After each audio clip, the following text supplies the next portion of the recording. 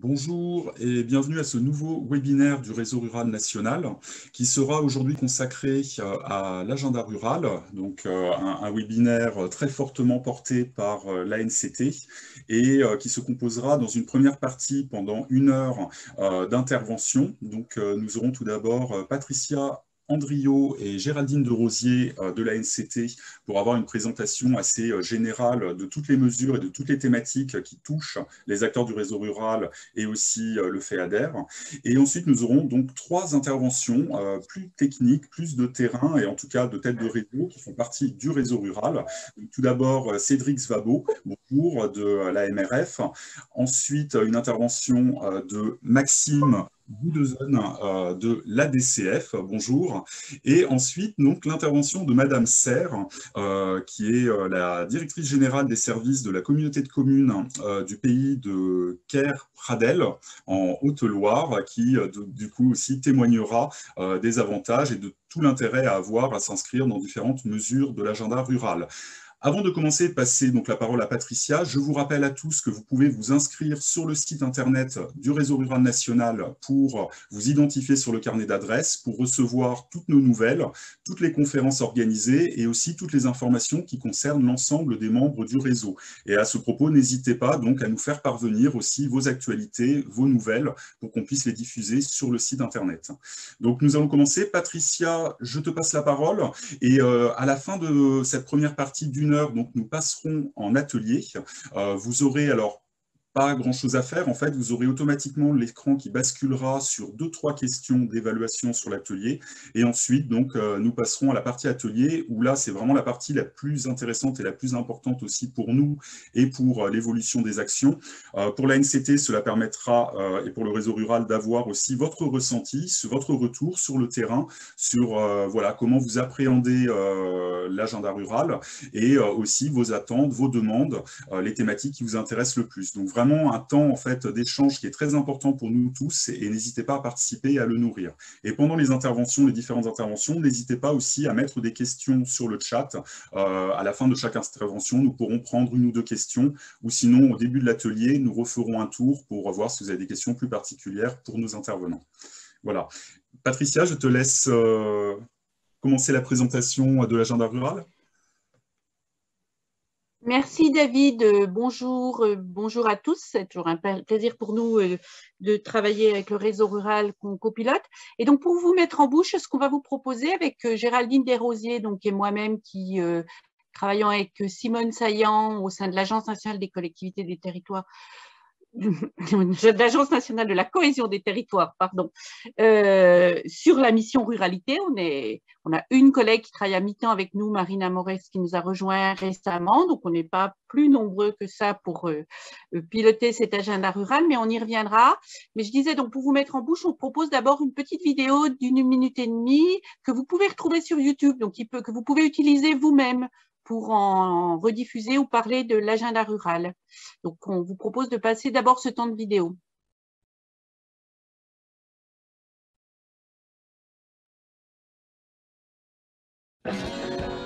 Agenda rural, faire des campagnes des territoires d'avenir.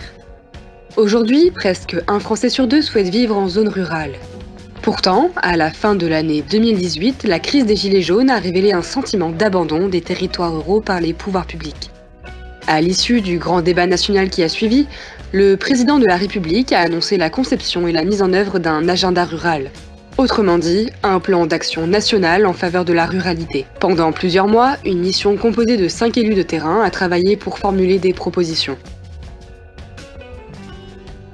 Le 20 septembre 2019, l'agenda rural a été officiellement dévoilé lors du congrès national de l'Association des maires ruraux de France. Il comprend 181 mesures qui visent à accompagner le développement des territoires ruraux dans les domaines suivants: mobilité, numérique, santé, jeunesse, services publics et services de proximité. Par exemple, l'agenda rural prévoit l'accès aux services publics du quotidien pour tous à moins de 30 minutes de son domicile avec le déploiement du réseau France Service. Mais aussi la généralisation de la 4G sur le territoire, le soutien aux petites lignes ferroviaires, le déploiement de campus connectés, le développement de la télémédecine ou encore le soutien d'initiatives améliorant le quotidien des habitants telles que l'initiative 1000 cafés en lien avec le groupe SOS. Afin de garantir la mise en œuvre effective par tous les ministères de ces mesures, une gouvernance resserrée a été mise en place. Elle est composée notamment du comité interministériel aux ruralités qui se réunit 2 fois par an sous la présidence du Premier ministre et d'un comité de pilotage qui rassemble les référents ruralité de chaque ministère. Cette politique publique est conduite depuis juillet 2020 par un secrétariat d'État à la ruralité auprès du ministère de la Cohésion des territoires et des relations avec les collectivités territoriales. L'objectif ?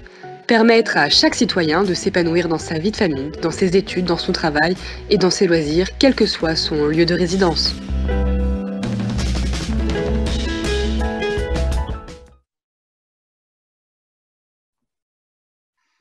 Voilà, ben, je crois que beaucoup de choses sont dites là avec cette minute 20 de vidéo.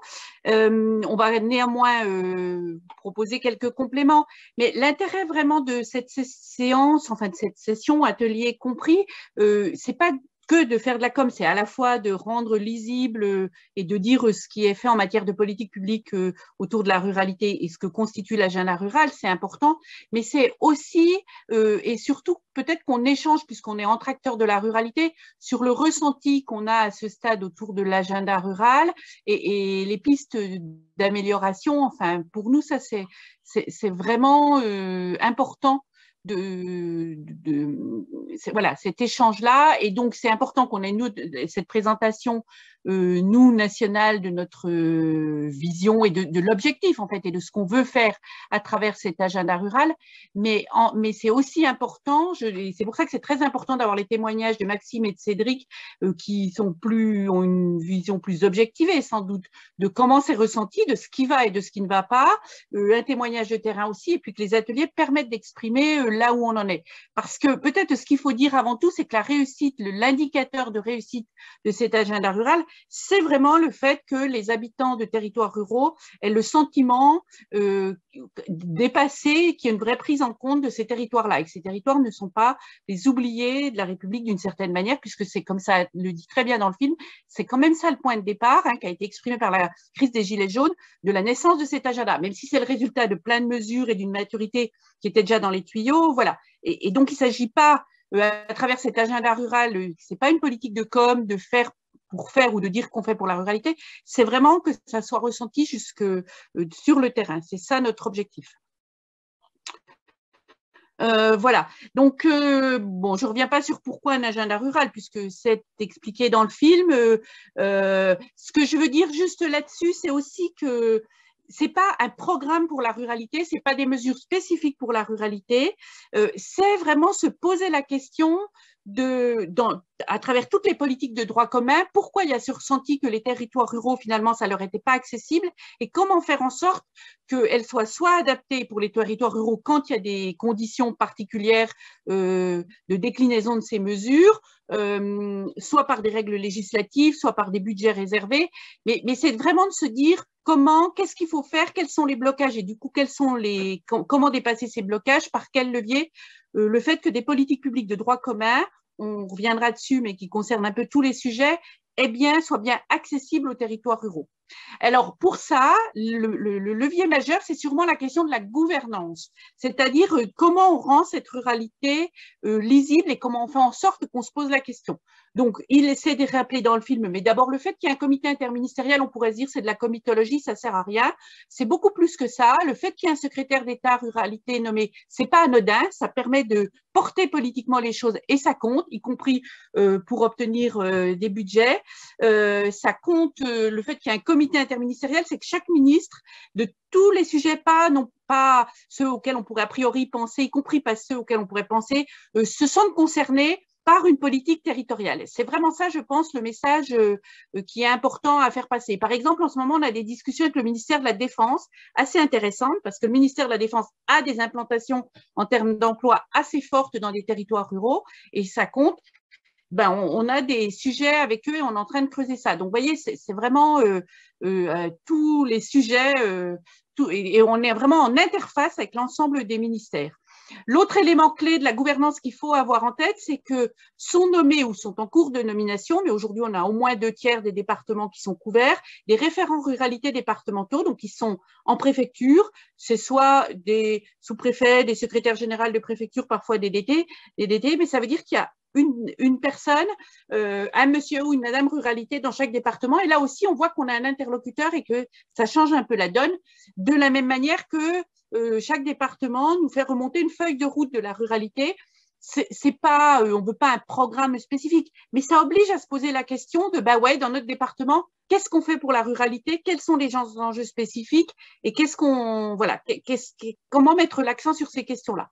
Et de la même manière qu'on a des référents ruralité dans chaque département, on a des référents ruralité dans chaque ministère, à la fois dans tous les cabinets et dans les services techniques. Il y a une double nomination et nous, ça nous permet d'avoir des interlocuteurs.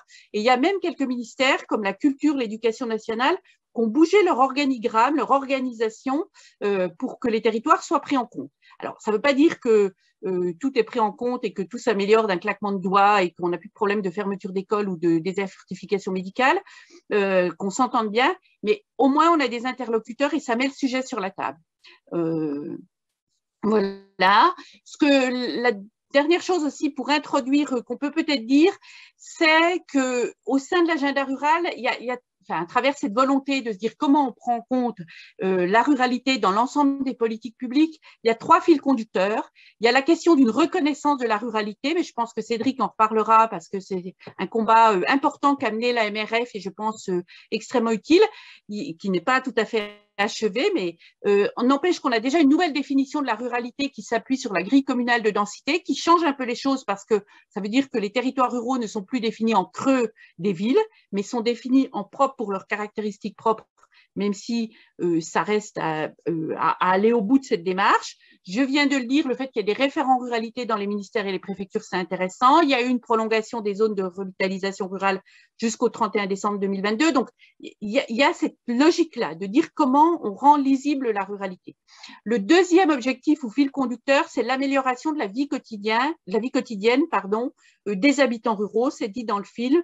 Donc, on a un certain nombre de programmes spécifiques et de mesures spécifiques pour améliorer la jeunesse, enfin l'ensemble des politiques publiques. On va y revenir quand on rentrera un petit peu dans le contenu. Et puis le troisième fil conducteur, c'est une reconnaissance des niveaux de proximité et aussi de la vie des élus locaux. La loi engagement et proximité a amélioré assez sensiblement les choses de ce point de vue-là. Et je pense que là aussi, l'intervention de Maxime pourra éclairer comment, suite à la loi NOTRe, qui avait quand même pas forcément été bien perçue, et qui a eu quelques conséquences négatives pour les communes et les territoires les plus ruraux, comment la loi engagement et proximité a amélioré un petit peu les choses pour que les élus ruraux se sentent considérés, y compris dans des contextes d'intercommunalité, parce que c'est des leviers d'action aussi qui sont importants.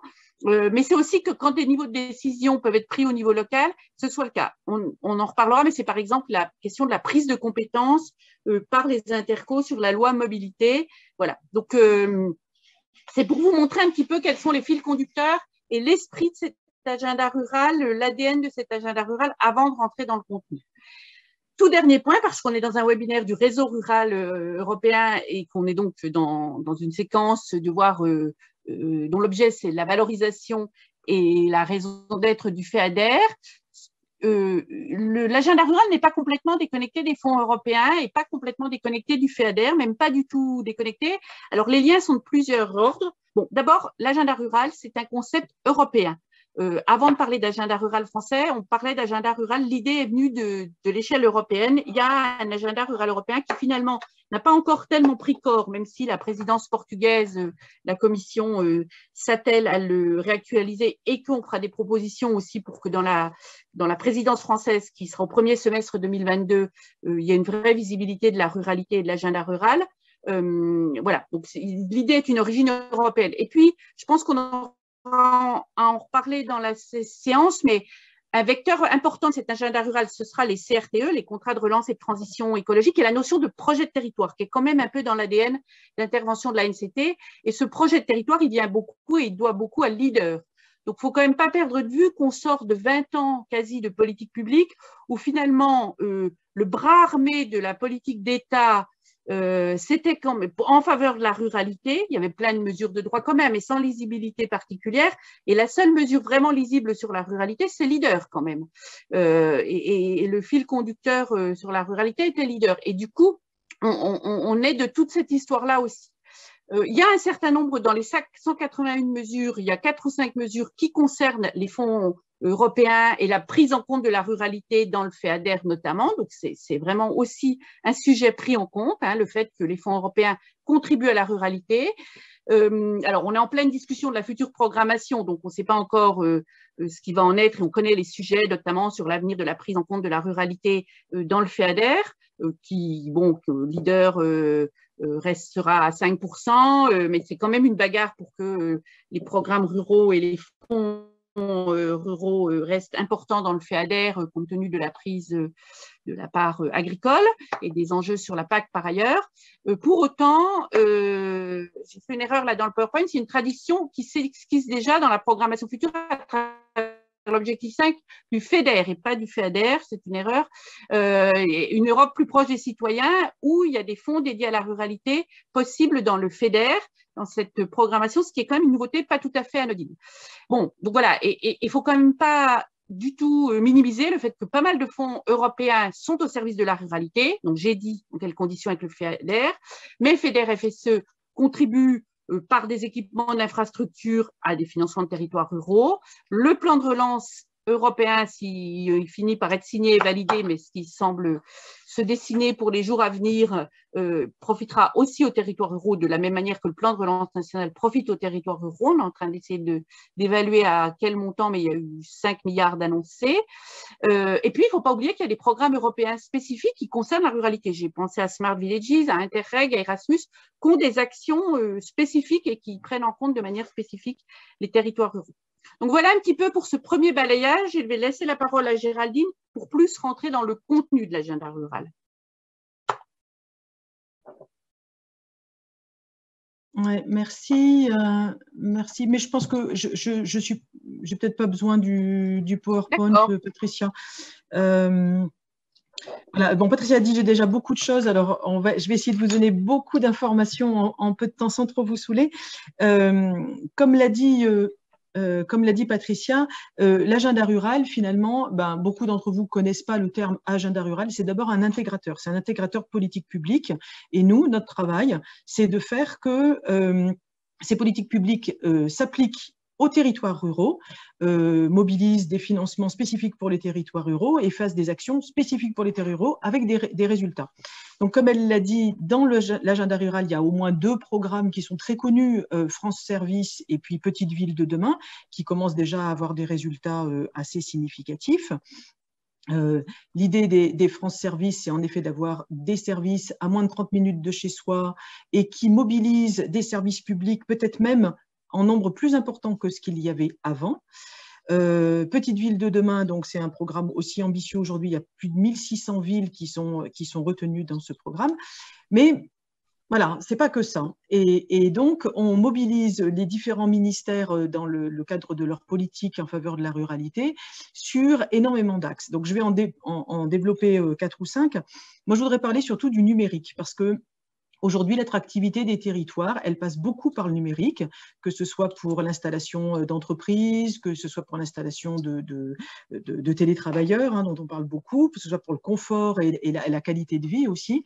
Et dans le cadre du numérique, on a plusieurs axes, des axes de développement d'infrastructures, avec l'installation de pylônes de façon à ce que la couverture mobile soit homogène et ne laisse plus aucune zone blanche sur le territoire. Ça, c'est ce qu'on appelle le New Deal numérique. En fait, l'État a renoncé à un certain nombre de perceptions de taxes auprès des opérateurs pour qu'ils installent des pylônes dans des zones blanches de façon à couvrir d'ici 2022 la totalité ou la quasi-totalité des zones blanches. C'est aussi le plan Fibre pour tous, à l'horizon 2025, que tout le monde puisse avoir la fibre, et si on ne peut pas avoir la fibre, d'avoir un dispositif qui permette d'avoir un haut débit en Internet fixe. Mais à côté de ces infrastructures et de ce matériel auquel on va pouvoir accéder, il faut aussi pouvoir utiliser les outils numériques et utiliser les prestations numériques. Et donc, dans ce cadre, il y a de nombreux dispositifs qu'on va appeler les aidants numériques, les médiateurs, mais aussi la formation des secrétaires de mairie, la formation des accompagnants en France Service, de façon à ce que personne ne soit oublié et que, tous les ministères puissent garder une procédure papier ou humaine, on espère, ou téléphonique, de façon à ce que tout ne soit pas dématérialisé. Ça, c'est inscrit noir sur blanc dans l'agenda rural. Et lorsque c'est dématérialisé, qu'on puisse trouver auprès de son domicile, soit un accompagnateur numérique, soit un médiateur, soit un secrétaire de mairie, soit un accompagnateur en France Service qui puisse vous aider à faire vos démarches numériques. C'est aussi le développement de tiers-lieux. Alors, je suis désolée, je n'ai pas le nombre en tête, mais c'est plusieurs centaines de tiers-lieux qui sont labellisés en France aujourd'hui, de façon à développer aussi de nouvelles façons de travailler, de fonctionner, de créer. Voilà pour le numérique. Ça va, David? J'ai encore 5 minutes. Ouais. Oui, tout à fait, Géraldine. Alors, je pense en plus que tu es en train de répondre en partie, mais on a eu une question qui justement demandait, en fait, au-delà en fait, des différents fonds européens, quels sont les conseils que vous auriez avec Patricia pour les régions qui voudraient se positionner et engager des actions par rapport au nouvel agenda. Donc, je pense que du coup, là, on commence à être dedans. Mais c'est très bien, Ouais. On est dans les temps. Attractivité. Deuxième point que je voudrais développer, c'est la mobilité. Dans les territoires ruraux, la mobilité, c'est un point essentiel. La mobilité des jeunes, la mobilité des gens qui sont en recherche d'emploi, les mobilités du quotidien. Donc, dans ce cadre-là, l'agenda rural est très investi. Hein. Il y a plusieurs mesures sur la mobilité. Alors, c'est vrai que la crise sanitaire n'a pas forcément aidé à ce que des projets soient beaucoup développés, mais là encore, on peut distinguer les infrastructures et les modes de faire. Sur les infrastructures, le ministère de la Transition écologique a mobilisé quelques centaines de millions d'euros. Et le plan de relance est venu abonder ce fonds. Donc aujourd'hui, il y a à peu près un peu plus de 500 millions d'euros qui sont mobilisés sur les petites lignes ferroviaires, donc les lignes régionales. Et des partenariats sont conclus quasiment aujourd'hui avec toutes les régions pour rénover les lignes, les TER en fait, hein, et les intercités. Voilà, c'est aussi l'encouragement à la prise de compétences mobilité pour les collectivités, hein, pour les EPCI, notamment en zone rurale. On a beaucoup mobilisé aussi nos référents en préfecture pour informer les élus et les accompagner sur cette prise de compétences. Et puis, c'est aussi des solutions innovantes, le développement de plateformes, le développement de solutions de mobilité pour les derniers kilomètres, ou de mobilité innovante, ou de mobilité solidaire. Et pour ça, on se tourne vers France Mobilité, qui a lancé notamment plusieurs appels à projets TENMOD. Il y a là encore plus de 1000 projets qui ont été retenus. Il y a un 4e appel à projet qui vient d'être lancé de façon à ce que les collectivités puissent être accompagnées dans leurs projets de mobilité. Voilà, très rapidement pour la mobilité. La jeunesse, la jeunesse, Patricia pourra compléter, en dire un mot bien plus important puisque c'est la spécialiste. Mais la jeunesse, ce sont des campus connectés sur un peu l'ensemble du territoire qui permettent aux jeunes, au plus près de chez eux, de suivre des formations de l'enseignement supérieur. C'est aussi les cordées de la réussite. Hein, je crois que c'est... Tu peux dire le chiffre, Patricia? C'est 24 000 jeunes ruraux qui sont encordés. Voilà, qui sont encordés. Et puis, c'est des simulateurs de conduite qu'on finance dans les missions locales de façon à permettre aux jeunes de s'exercer à la conduite et de réussir le permis de conduire plus facilement dans les zones rurales. Et c'est aussi les VTA, on en parlera peut-être voilà, plus longuement tout à l'heure avec Madame Serre. Pour la jeunesse, beaucoup de choses. Et puis, parallèlement à ça, ce que je voulais dire aussi, c'est que l'agenda rural, c'est pas quelque chose de statique. Comme c'est un intégrateur de politique publique, on est aussi toujours en recherche d'innovation, on regarde ce qui se fait, on se tient au courant et on finance aussi des associations sur les territoires ou au plan national, soit qui sont en relais d'actions innovantes sur les territoires, soit qui sont locales et qui vont intervenir sur des dispositifs innovants. Et donc pour la jeunesse, on est aussi fortement sollicité. Et on finance des associations qui interviennent sur le service civique, mais aussi sur la réussite scolaire dans les zones rurales. Voilà, très très rapidement encore 2 autres points sur la santé. Alors là encore sur la santé, le ministère de la Santé, il a été quand même beaucoup mobilisé sur la crise sanitaire et peut-être un peu moins sur les mesures de l'agenda rural. Mais pourtant, on peut quand même mettre à l'actif de l'agenda rural des recrutements de médecins salariés, des recrutements d'assistants médicaux, le développement de la télémédecine avant même d'ailleurs la crise sanitaire, et puis la délégation de certains actes médicaux à des professions paramédicales, des pharmaciens, des infirmiers, etc., qui permettent de soulager les médecins et qui permettent aux personnes vivant en milieu rural de trouver une réponse à des petits maux du quotidien sans forcément aller voir le médecin. Et puis, dernier point sur lequel je voulais intervenir, c'est la culture. Alors, la culture qui a beaucoup souffert là, pendant cette crise sanitaire. Et pourtant, au ministère de la Culture, le ministère de la Culture s'est doté d'une direction des territoires qui intervient, qui souhaite vraiment intervenir sur les milieux ruraux et les territoires ruraux, qui est très attentive à ces questions-là, et qui aujourd'hui a développé beaucoup d'actions en faveur de la ruralité, notamment par le biais des réseaux des bibliothèques et des médiathèques, mais aussi des microfolies, et qui cherche à rapprocher les microfolies des tiers-lieux, voilà, en faisant une mutualisation à la fois des espaces et des moyens d'accompagnement vers la culture. Voilà très rapidement les réalisations que je voulais mettre en lumière sur l'agenda rural. Merci beaucoup, Géraldine. J'avais deux petites questions par rapport à vos interventions, Géraldine et Patricia. Par rapport aux donc, 181 mesures, vous avez des objectifs et des objectifs d'évaluation. Comment ça se passe? Et aussi par rapport à justement ce grand éventail de mesures, est-ce qu'il y a des sujets qui sont un peu plus nouveaux, qui maillent énormément de partenaires, où il y a des choses, enfin voilà, il y a des sujets plus faciles, on va dire, à prendre, et des sujets un peu plus vastes, un peu plus compliqués, parce que ça demande en fait un nouveau champ d'investigation et à croiser plus de partenaires. Voilà, avoir vos retours sur ces deux points. Je ne sais pas si j'ai la parole, je continue. Oui, en effet, on s'est doté d'indicateurs pour chacune des mesures. Ce sont des indicateurs nationaux, donc que les ministères nous fournissent. Et donc, voilà, on les suit régulièrement. Bon, ce sont souvent des indicateurs quantitatifs, hein, bien entendu.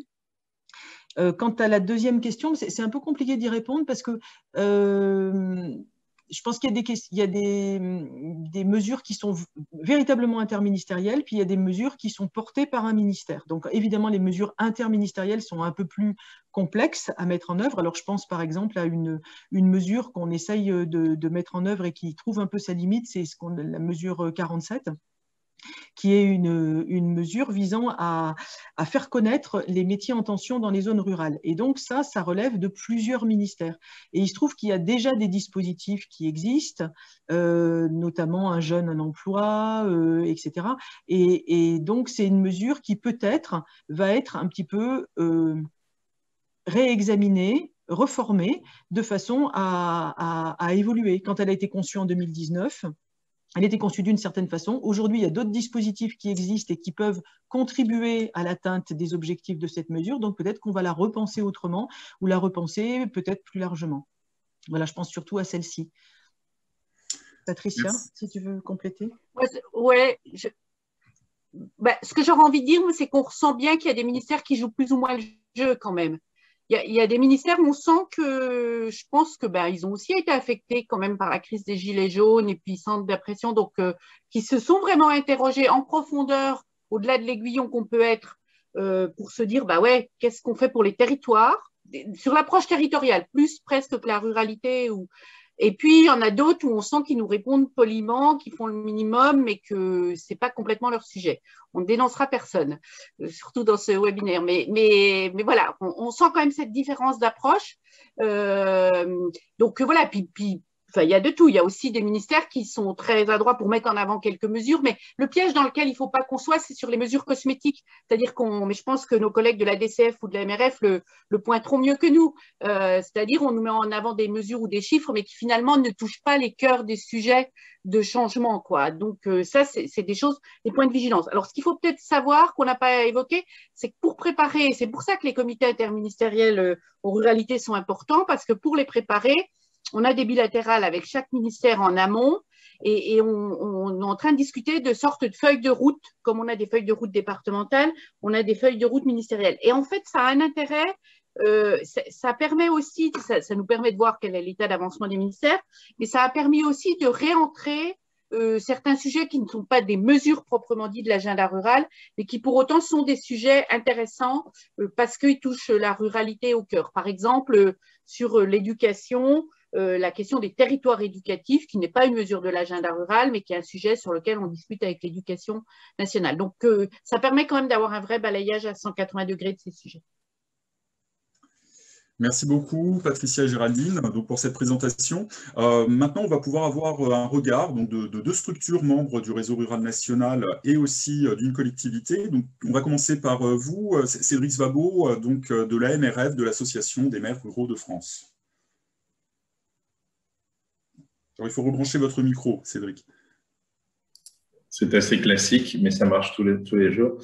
Merci beaucoup de l'invitation et bonjour à toutes et à tous. Et merci à l'équipe du Réseau Rural National de nous donner l'occasion de donner en écho à la présentation déjà très complète de nos amis de la direction de Ruralité Montagne de la NCT. Déjà commencer par dire, au-delà du plaisir de travailler avec cette équipe, c'est que cette équipe, elle n'existait pas il y a même pas 2 ans. Alors, bon, ils peuvent toujours, et ce qui est normal, dire comme chez moi, à la MRF ou peut-être à la DCF, qu'on n'est pas assez nombreux, mais déjà, ils n'existaient pas ou elles n'étaient pas là il n'y a pas si longtemps que ça. Et donc, ça, c'est un premier marqueur fort parce que pour nous, c'est une incarnation de l'agenda rural. De dire jusqu'à maintenant, sans faire de l'archéologie politique trop loin derrière nous, mais il y a déjà eu plusieurs ministères de la ruralité où en fait on avait un ministre qui était souvent très compétent, très labellisé rural, etc. Il n'y a pas de souci, mais sauf qu'il avait 0 administration. Et un ministère sans administration, vous êtes tous des spécialistes de l'action publique, ça n'a aucune efficacité dans le changement de la pratique de la politique publique nationale. Donc, ça, c'est vraiment un point essentiel. Deuxièmement, Géraldine l'a dit, c'est un intégrateur. C'est pour nous, en tout cas, bien plus que ça, au sens où ça vient, quelque part, donner un support d'accroche pour tous les acteurs ruraux que vous êtes, de dire, on parle l'État français, national et décentralisé, désormais, n'a plus honte, je veux dire comme ça, d'employer le terme de ruralité. Je fais aussi référence à l'idée que dans notre conscience politique collective, on sort de 40 ans de politique de la ville et les ruraux se sont toujours dit, d'une manière ou d'une autre, pourquoi pas nous? Et donc, malgré toutes les remarques qu'on pourrait faire sur le contenu de l'agenda rural, ça, c'est vraiment un élément fondamental. C'est ancré dans le paysage, mais et ça, j'attire votre attention, et c'est le sens de mon message ce matin, c'est de dire on en est tous porteurs, on en est tous les ambassadeurs et les utilisateurs. Les ambassadeurs au sens où ça doit être un vecteur pour partout où vous êtes, de dire l'action publique au sens collectif, des services de l'État, aux associations d'élus, aux conseils départementaux, aux conseils régionaux, doivent utiliser cet élément de langage. Il y a une politique collective, qu'elle soit d'État, qu'elle soit portée par les collectivités, sur la question de la ruralité. C'est 90% de notre territoire, et ça, il y a un petit tiers de la population. Et donc, il faut assumer, et je le dis vraiment de manière très simple, ça participe aussi de la fierté et de la reconnaissance de ces territoires, de ces habitants, de ces acteurs, etc. Donc ça, c'est une introduction indépendamment du contenu, c'est un support. Mais c'est fragile au sens où, et Patricia y a fait référence, c'est une acculturation aussi dans les services de l'État qui va prendre un temps considérable. Je pense en particulier aux services de l'État central. Autant, je viendrai tout à l'heure sur l'État décentralisé, c'est plus naturel dans le Gers de parler de ruralité que dans les Hauts-de-Seine, mais c'est bien aussi d'avoir malgré tout cette accroche de dire il y a un agenda rural et on inscrit les politiques publiques de l'État dans cette ambition de traiter les problèmes qui ont été évoqués, qui est des problèmes. Nous, quand on est rentré dans cette dynamique-là, c'était bien de dire c'est une action collective, ça mobilise les communes, les EPCI, les départements, les régions et l'État. À partir de là, si on prend l'objet lui-même, agenda rural, au sens politique, ça a été rappelé, ça a été présenté par Édouard Philippe à notre congrès en septembre 2019, là, ce sont les engagements de l'État, je parle bien de l'État. Et donc, à partir de là, nous, on a une lecture, et ce qui est normal, interactive et critique au bon sens du terme, de regarder ce qui relève des responsabilités du Parlement, des ministères, de l'État décentralisé. Sur la question d'évaluation, tout à l'heure, était importante pour nous. J'estime assez légitime et normal que le Parlement puisse s'intéresser, comme il s'intéresse à évaluer, par exemple, certaines politiques qui sont intégrées déjà, par exemple, dans l'agenda rural, je pense au New Deal, qu'il y ait peut-être une lecture simple, mais en tout cas, nous, c'est la proposition que Michel Fournier, notre président, a fait à Richard Ferrand il y a quelques semaines, d'avoir une mission d'information sur l'agenda rural, et je pense que ça fait progresser. Et là encore une fois, ça aide tout le monde, tous les acteurs du monde rural à ancrer encore un peu plus cette question de la nécessité d'avoir des politiques spécifiques à destination des territoires ruraux. Donc moi, ça, c'est vraiment fondamental. Je viens ensuite, peut-être pour rester dans un temps raisonnable d'intervention, sur aujourd'hui la déclinaison locale. Je disais, il y a des mesures nationales qui impactent tel ministère dans son organisation. Ça a été évoqué. Les référents ruralité, c'est très important pour nous de trouver un interlocuteur au ministère de l'Éducation nationale à qui on puisse expliquer et qui puisse comprendre que quand on fait une carte scolaire, on ne peut pas la faire de la même manière dans un arrondissement du 3e de Marseille qu'en Lozère. Et aujourd'hui, on se confronte, et moi, ma liberté de responsable associatif que de pouvoir le dire, le ministère de l'Éducation nationale a dans ses gènes une difficulté fondamentale à faire la différenciation quant à la réalité de l'impact, par exemple, d'une fermeture de classe. Pour un urbain, changer de rue et de faire 150 mètres dans l'autre sens, ce n'est pas le même impact que faire 25 km l'hiver dans un bus quand on a 6 ans. Et donc, cette différenciation-là, il faut qu'elle soit davantage comprise et intégrée dans les politiques des ministères. Localement, donc depuis, alors ça c'est ma petite touche personnelle, depuis seulement décembre 2020, les préfets ont une feuille de route d'une déclinaison dans ces 180 mesures, celles qui sont, on va dire, territorialisables. Géraldine en a fait une lecture déjà assez détaillée, je ne vais pas revenir là-dessus.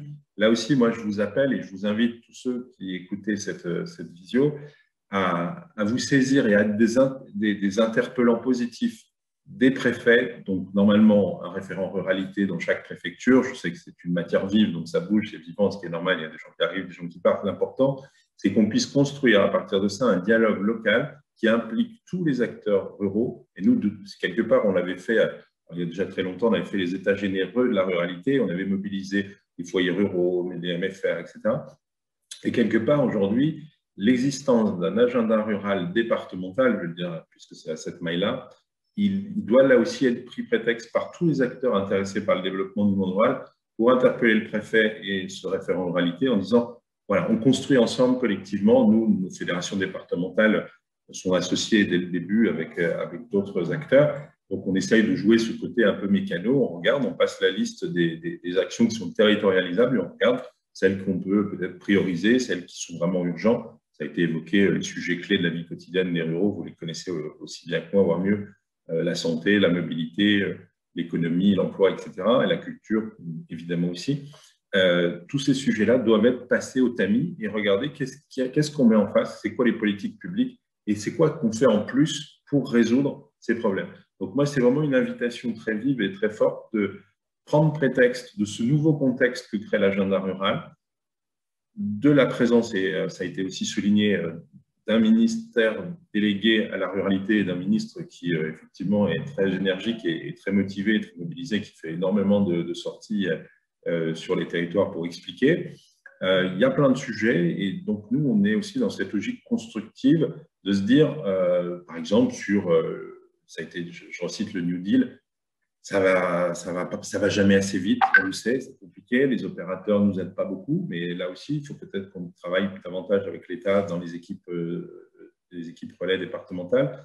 Sur la santé, on sait que le ministère de la Santé est peut-être celui, j'évoquais tout à l'heure celui de l'Éducation nationale, est celui le plus rétif à la coopération locale, mais ça va bouger. Les ARS comprennent, au-delà de la période qu'on vit tous et les interactions locales entre les ARS et les territoires, qu'ils ne peuvent plus rester dans cette posture conservatrice de dire, voilà, par exemple, il y a des mesures qui aujourd'hui dans l'agenda rural sont bloquées parce que vous, comme nous, on se trouve confrontés à des gens qui nous disent non avant d'ouvrir la discussion. Donc, c'est compliqué. Donc, voilà, ça fait vraiment partie des sujets sur lesquels on essaye d'être impactant. Donc, saisissez-vous de cette réalité-là, puisque vous êtes aussi des représentants des réseaux ruraux régional, et je sais qu'avec David, on va accentuer cette attention-là. Entrer en contact, et nous, notre réseau, il est départemental, mais on a aussi des référents régionaux, pour entamer ou continuer ou accentuer le dialogue. Il y a une nouvelle équipe qui est arrivée au cours d'année 2020 à peu près partout. Donc, ils sont à votre disposition pour continuer ce dialogue. On fait assez peu cas des élections départementales et régionales qui arrivent. On travaillera avec les nouveaux exécutifs, mais on est prêt, et on est prêt à aller travailler avec tous les acteurs pour ancrer vraiment davantage dans les veines finalement de l'action publique le souci d'avoir une politique spécifique dédiée aux territoires ruraux. Voilà, j'ai à peu près tenu dans les 10 minutes. Merci de votre attention. Merci beaucoup, Cédric Szabo. Donc, pour le point de vue de la MRF, je vais maintenant passer la parole à Maxime Gouzneuve de l'Assemblée des communautés de France, donc de l'ADCF, pour avoir aussi son retour sur toutes ces thématiques. Merci David, merci à tous pour votre invitation. C'est un plaisir de pouvoir s'exprimer devant vous. Alors, beaucoup a déjà été dit, hein, effectivement, et j'ai beaucoup appuyé notamment les invitations de Cédric à se saisir de l'agenda, hein, de ces éléments. Moi, ce que j'essaie de faire là très rapidement, c'est de vous livrer un petit peu l'appréciation que nous, réseau d'intercommunalité nationale, on a pu avoir de ce plan et comment il a évolué, parce que je pense que c'est un point marquant de l'agenda rural, c'est que c'est un document extrêmement large, à 360 degrés, avec des mesures qui, que ce soit dans le rapport initial très très riche ou bien les mesures qui ont été reprises à l'aide de sujets de gouvernance politique de l'intercommunalité jusqu'à des grandes politiques d'aménagement en passant par des mesures très concrètes du type, par exemple, la création de nouvelles licences 4 pour les petites communes. Il y avait énormément de choses, énormément de matière, tout cela avance progressivement.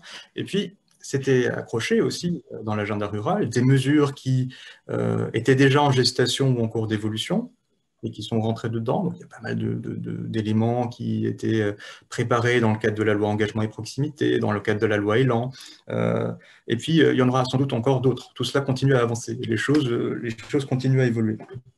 Et elles évoluent d'autant plus que, à notre sens, donc notre vision évolue aussi de l'agenda rural, et puis on a changé de séquence aussi, hein, entre le moment d'élaboration de cet agenda et le monde dans lequel on se trouve aujourd'hui. On était, Patricia l'a évoqué, donc je vais revenir un peu dessus, hein, dans le moment de l'élaboration, sur la fin, on va dire, de la digestion, qui n'est pas encore absolument complète, de très très lourdes réformes territoriales, pour nous intercommunalités, mais du coup aussi pour toutes nos communes membres, avec donc les nouveaux périmètres, les nouvelles compétences.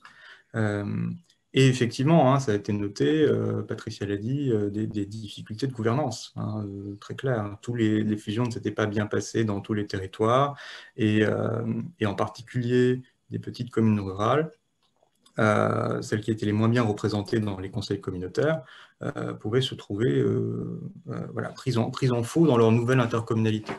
D'où des évolutions, notamment de gouvernance à cette époque-là, en 2019. Donc, c'est notamment la généralisation de la conférence des maires, qui désormais devient obligatoire dans nos intercommunalités.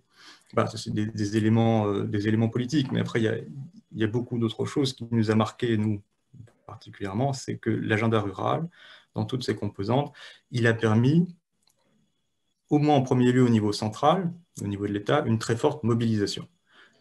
Mobilisation des ministères, création d'un secrétariat d'État aux ruralités, création de toute une administration au sein de l'ANCT, avec l'ANCT qui se créait à ce moment-là. Et donc, cette mobilisation, elle est indispensable aujourd'hui. Pardon ? mobilisation, elle est indispensable parce qu'on voit bien que tous les sujets, quand on voit le caractère à 360 degrés de l'agenda rural, c'est qu'on est sur des sujets interministériels, nécessairement. Il faut approcher le sujet par tous ces aspects. Et Cédric, Patricia, Géraldine ont déjà évoqué toute la variété des sujets, des enjeux de la ruralité que vous connaissez. Je voulais évoquer ces sujets interministériels à propos d'un des programmes phares de l'agenda rural, c'est les maisons France Service. Nous, on l'a bien remarqué dans ce travail-là. Maison France Service, ce n'est pas quelque chose de nouveau. Ça a été vraiment lancé après la crise des Gilets jaunes, dans sa deuxième phase, parce qu'il fallait redonner un élan à cette question centrale de l'accès aux services publics dans les territoires ruraux en particulier. Mais des maisons de services publics, on en avait déjà depuis un certain temps. Elles étaient critiquées parfois sur leur fonctionnement, sur la qualité de l'offre de services qui était proposée, sur les possibilités d'accompagnement. Et si le passage de MSAP à Maison France Service a fait quelque chose d'extrêmement positif à notre sens, c'est qu'elle a permis de mettre autour de la table des ministères qu'on ne voyait pas avant dans ces programmes.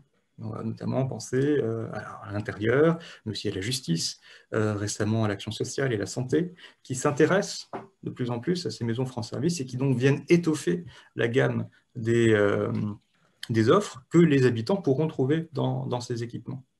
Avec aussi toute une préoccupation sur l'accès numérique aux services, toute la lutte contre l'électronisme, et du coup aussi, c'est d'autres mesures qui vont se greffer dans l'agenda rural et dans le programme Maison France Service, toute une ingénierie d'accompagnement du citoyen, mais aussi de différents projets d'animation dans Maison, pour faciliter l'accès à ces ressources. Et donc là clairement, on voit un effet direct et très positif, c'est que quand le mot d'ordre est donné de manière aussi claire au niveau central, on a tout de suite une mobilisation très forte et on a des conséquences directes sur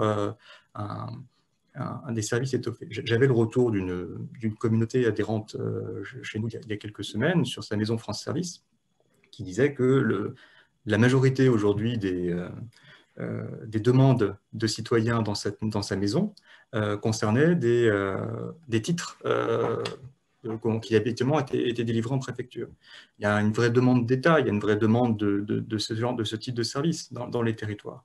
Et là, avec ce rapprochement, finalement, on va pouvoir esquisser une offre plus complète pour les habitants. Je pense que là, il y aura des traductions concrètes. Un autre élément positif qui nous a marqué, c'est dans un autre programme qui nous intéressait beaucoup, c'est Petite Ville de demain. Cédric s'en rappelle peut-être, quand la mission nous avait auditionné à la DCF, la mission Agenda Rural, nous avait auditionné sur ce sujet. Notre préoccupation, c'était les petites centralités. C'était comment, parce qu'à l'échelle intercommunale, on réfléchit comme ça, comment on réussit à arrimer un territoire à la dynamique de bourg-centre, à des dynamiques de petites villes, et à trouver des complémentarités entre les espaces plus ruraux et les espaces plus urbanisés des territoires intercommunaux. Petite Ville de demain, en ce sens, s'inscrit pleinement dedans. Ce n'est pas un programme facile, Petite Ville de demain. Il est très ambitieux. Il a des conséquences très très fortes dans les territoires, notamment parce qu'il déclenche une opération de revitalisation de territoire, avec des conséquences très lourdes sur la fiscalité, sur l'urbanisme. Donc ce n'est pas du tout anodin. Ce qui est très notable par contre dans ce programme, c'est les apports en ingénierie qui ont été donnés en soutien, avec des chefs de projet pour toutes les petites villes de demain qui sont financées entièrement par la Banque des Territoires et par l'ADEME, si je ne me trompe pas. Voilà. Donc cette offre d'ingénierie-là, on a envie de dire enfin, c'est très heureux, c'est le nerf de la guerre toujours pour nous. On sait que la difficulté qu'il peut y avoir dans des collectivités qui sont plus petites, n'ayant pas l'ingénierie de projet forcément à disposition pour répondre à la masse des appels à projets, pour pouvoir mener ces programmes qui sont extrêmement complexes. Et donc le fait de pouvoir avoir un soutien en ingénierie est quelque chose de précieux, d'autant que dans les phases précédentes, ça a toujours été une difficulté. Quand on avait les contrats de ruralité, notamment, dans la période 2014-2020, les financements en ingénierie étaient extrêmement limités dans le cadre de ces contrats. Un des seuls moyens dont on avait finalement dans les territoires ruraux pour financer de l'ingénierie, et vous le savez, c'était Leader, qui permettait de payer des postes pour quelques années. Et donc, aujourd'hui, on est maintenant encore dans une nouvelle phase. La question, ça va être celle de la traduction, notamment de l'agenda rural, à notre sens, dans ce qui se passe aujourd'hui, c'est-à-dire le plan de relance, hein, avec l'abondance de financement, et les contrats de relance et de transition écologique, d'autre part, qui, eux, mais sur une perspective plus de moyen terme, c'est-à-dire sur la durée du mandat, doivent permettre d'intégrer au niveau local, dans des territoires qui sont définis récemment, hein, c'est souvent des intercommunalités ou des pays, ou bien des regroupements d'intercommunalités, mettre autour de la table notamment tous les acteurs de l'État déconcentré et tous les ministères, dans la mesure du possible, les réunir autour du projet de territoire qui a été construit là, dans ces derniers mois, souvent dans les PETR et dans les intercommunalités à la suite des élections, pour voir comment l'État peut venir en appui, hein, de ces projets de territoire élaborés par les acteurs locaux. Et comme le disait Patricia, c'est une très forte référence au programme LEADER, c'est l'esprit en fait de ce programme qu'on retrouve dans l'action publique française aujourd'hui. On y fond, nous, dessus beaucoup d'espoir. Voilà, très, très rapidement, les éléments de commentaires, hein, d'un Fonds national que je voulais apporter. Évidemment, tout n'est pas simple, il y a encore beaucoup de choses à éventuellement corriger à l'avenir, ça prendra du temps. Cédric l'a bien évoqué, surtout les questions notamment de mobilisation de certains ministères sur certains sujets qui ne sont pas évidentes. C'est une conversion à faire aussi. Je finirai peut-être sur un point technique où j'essaie de rappeler à chaque fois que j'en ai l'occasion, sur l'articulation du plan de relance avec les fonds européens. Vous savez qu'une bonne partie du plan de relance est refinancée par la Commission européenne. Vigilance donc sur tous les projets qui vont pouvoir se financer dans les prochains mois, les prochaines années, de double financement. D'un côté plan de relance et peut-être par ailleurs LEADER. Hein. Parce que s'il y a double financement, la Commission européenne risque de le retoquer et vous aurez des obligations de renvoi de fonds. C'était la petite astérisque vigilance, mais je pense que ça va être très important parce qu'aujourd'hui, la grande actualité pour tous ces projets, c'est ces fonds de relance. Voilà, rapidement. David. Merci beaucoup, Maxime, et aussi merci pour ce point de vigilance. J'avais une question avant de passer la parole à Madame Roselyne Serre. Tout à l'heure, on a parlé donc des référents ruralité. Je suis une association ou voilà, un particulier ou une structure. Je peux contacter directement le référent ruralité dans mon département. Je peux vous contacter directement à la NCT, Patricia et Géraldine. Et de même pour Cédric, j'ai entendu donc tout à l'heure les référents régionaux. Où est-ce qu'on peut retrouver ces différents contacts et est-ce qu'on peut les contacter directement via voilà, les sites internet ou comment cela se passe? Alors, je pense qu'on pourra fournir le tableau justement là, enfin, mais en même temps qu'on va fournir un certain nombre de liens pour que vous les rediffusiez, vous les mettiez là sur la page de l'événement. Tout à fait. Mais il faut qu'on voit la version du tableau qui est transmise. On va revoir ça avec Géraldine. Et oui, hein, pour moi, les référents ruralité à l'échelle départementale, ils sont là de la même manière que vous pouvez aussi contacter votre préfet. Vous pouvez aussi les interpeller. Je pense que dans le tableau qu'on fournira, il y aura le lien mail de ces référents. Comme le disaient Cédric et Maxime, c'est très important le fait que vous avez un rôle en tant qu'acteur local pour pousser ça. Et c'est en sollicitant ces gens-là aussi. Donc oui, parce que le relais territorial, il est vraiment important pour nous. Et vous avez notre adresse effectivement mail et vous pouvez aussi nous joindre de la même manière que si vous pouvez contacter Cédric ou Maxime. Alors après, si on est trop débordé, on répond plus ou moins vite forcément, mais oui, sur des sollicitations. Après, nous, si jamais c'est des questions très locales, on va vous renvoyer au niveau local. Faut pas se mentir. Mais voilà, n'hésitez pas. On est là pour ça. On croit beaucoup, nous, que l'efficacité, la prise en compte de l'agenda rural viendra de l'interactivité et de sa connaissance et de la réactivité aussi qu'on peut et qu'on essaie d'avoir. Je ne sais pas, Géraldine, si tu veux compléter. Juste pour compléter, oui, nous, on est toujours disponible. Alors évidemment, on répond dans un temps plus ou moins rapide selon notre charge de travail. Et il y a 2 correspondants en département. Il y a le correspondant ANCT auprès du préfet et puis le correspondant ruralité qui est souvent un sous-préfet ou quelqu'un en audit.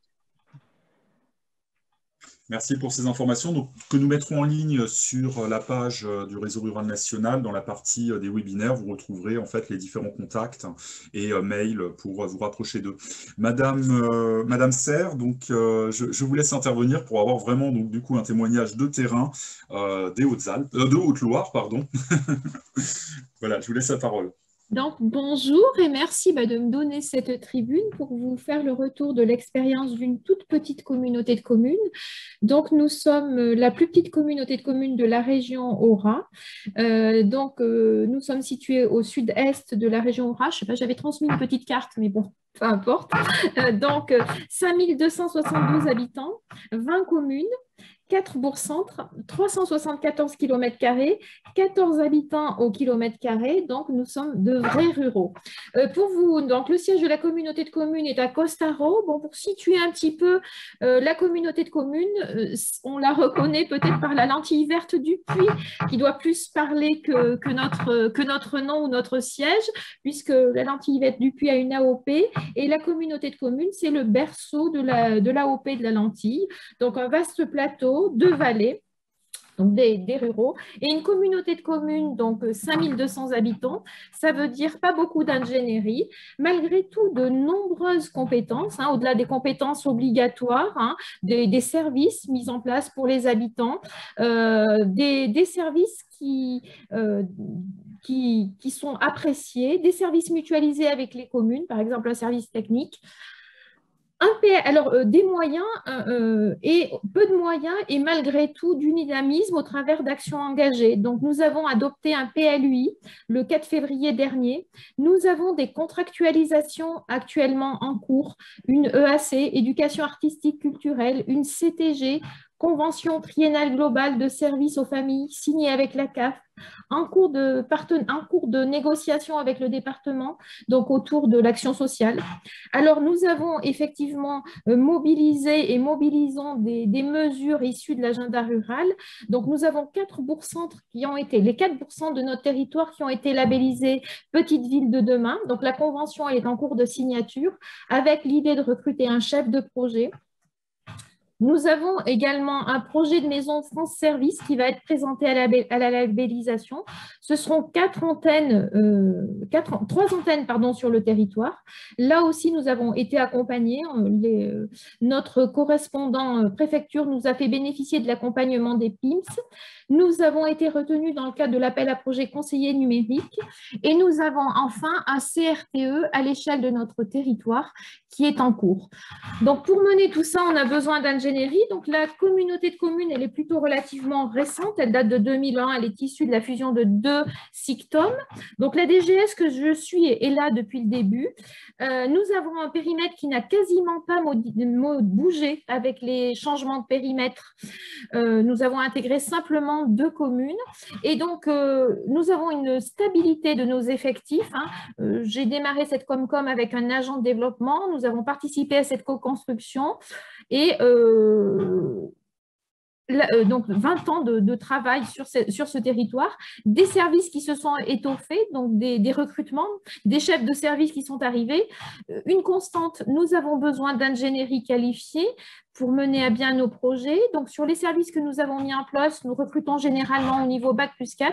Nous avons actuellement uniquement recruté des jeunes diplômés.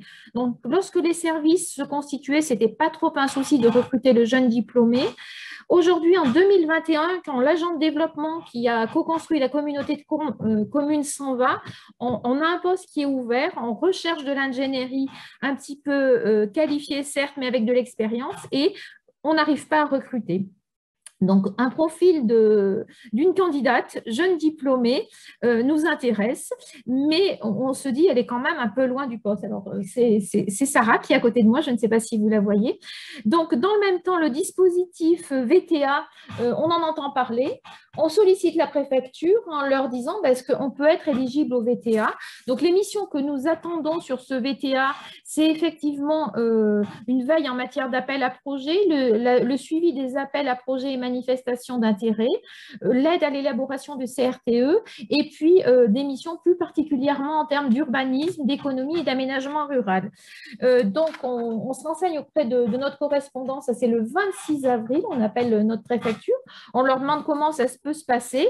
Bon, ben oui, effectivement, vous pouvez prétendre à un VTA pour ces missions-là. Alors, pour nous, c'est intéressant le VTA parce qu'effectivement, en contrepartie de cette embauche à VTA, on a une contrepartie financière. Et pour le coup, recruter un jeune diplômé, ça veut dire un peu faire appel à un peu plus de prestataires pour certaines missions, hein, puisque le jeune diplômé ne va pas pouvoir assumer tout. Ça veut dire pouvoir bénéficier de formations peut-être payantes pour l'accompagner dans sa prise de poste. Donc, on a un peu sauté sur l'occasion. On envoie, alors très simple le VTA, on envoie un profil de poste à notre délégué territorial ANCT en préfecture. On travaille la fiche de poste ensemble. Elle est ensuite validée par l'ANCT et des validations, eh bien, on peut publier notre offre d'emploi sur le site du VTA.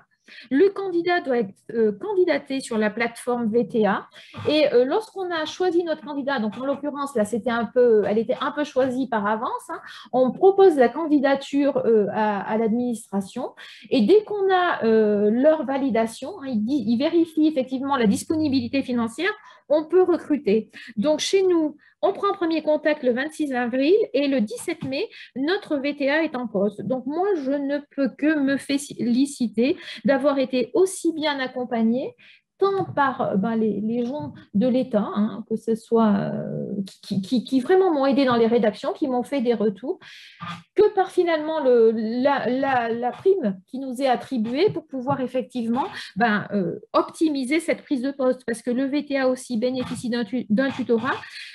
La contrepartie financière nous permet effectivement de dédier quelques moyens à cette prise de poste. Alors le VTA chez nous, comme ailleurs, c'est entre 12 et 18 mois. Nous, notre objectif, c'est effectivement de garder le VTA et au-delà, une fois qu'il aura bien pris son poste, de le faire basculer sur le poste vacant.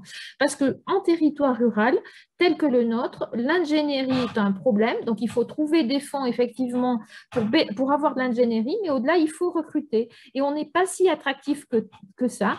Nos postes peuvent être intéressants pour les jeunes diplômés. Malheureusement, ils sont peu expérimentés. On n'a pas forcément les moyens de les accompagner tout seuls dans les prises de poste. Voilà l'essentiel de mon témoignage très concret autour de ce dispositif VTA. Vous noterez qu'on mobilise d'autres dispositifs, hein. J'ai des agents qui vont arriver. Donc, dans le cadre du projet France Service, donc on va être labellisé, j'espère, en juillet, donc on recruterait dès septembre. Donc là aussi, on va avoir un agent France Service. On va avoir un chargé de projet Petite Ville de demain et on va avoir un conseiller numérique également. On a été retenu également sur le projet conseiller numérique. Donc, je peux dire qu'en dépit de notre taille, on a quand même su mobiliser quelques dispositifs qui sont très intéressants pour nous. Voilà. Merci. C'est du témoignage très concret voilà. Il faut, et c'est assez intéressant justement de parler aussi du coup de pouce et de pouvoir pérenniser après des emplois. Donc, bien sûr. Vous voulez rajouter quelque chose justement sur le dispositif VTA? Ouais, merci beaucoup, Madame Serre. Alors, peut-être faut bouger un petit peu votre caméra. Du coup, on n'a pas vu Sarah. Alors, je vais vous avoir Sarah, parce que vous êtes tout le monde. Bonjour, Sarah. Voilà. Donc, juste pour dire que merci. Voilà, on n'a pas choisi. Enfin, on a été un peu dans l'urgence, donc on n'a pas choisi le meilleur. C'est un très bon témoignage, mais c'est pas fait exprès. Donc, tant mieux. J'espère que ça reflète la réalité du ressenti. Ce qu'on peut dire en complément, c'est qu'on va vous envoyer, on vous transmettra la plaquette pour que les collectivités qui souhaitent en faire de même puissent. Il y a un quota au niveau national de 300 aides pour cette première vague de recrutement. Aujourd'hui, on a 200 offres déposées, 25 aides validées. Donc, ça monte en puissance, mais globalement, l'analyse qu'on a, c'est qu'avec ces 300 aides, on couvrira à peu près les besoins de cette première vague. Donc, n'hésitez pas à relayer, il n'est pas trop tard. Et puis, la NCT apportera aussi, en complément de ce que Madame a expliqué sur le tutorat, un appui à la prise de poste pour les VTA qui sont déjà recrutés. Il y aura un webinaire avant le 14 juillet pour une sorte de mise en réseau. Enfin, l'idée, c'est que c'est aussi que l'État contribue nationalement à faciliter la prise de poste par des ressources plus globales. C'est pas nous qui allons faire l'accompagnement territorial, on n'a pas les moyens et c'est pas notre boulot. Mais il y a cette approche complémentaire, c'est-à-dire que de manière à ce qu'ils aient envie de rester dans les collectivités et travailler pour le monde rural après. C'est quand même bien l'objectif aussi du dispositif. Donc voilà, n'hésitez pas si vous voulez des compléments d'information sur ce sujet-là. On transmettra la plaquette. Et n'hésitez pas aussi à relayer ce qui est important.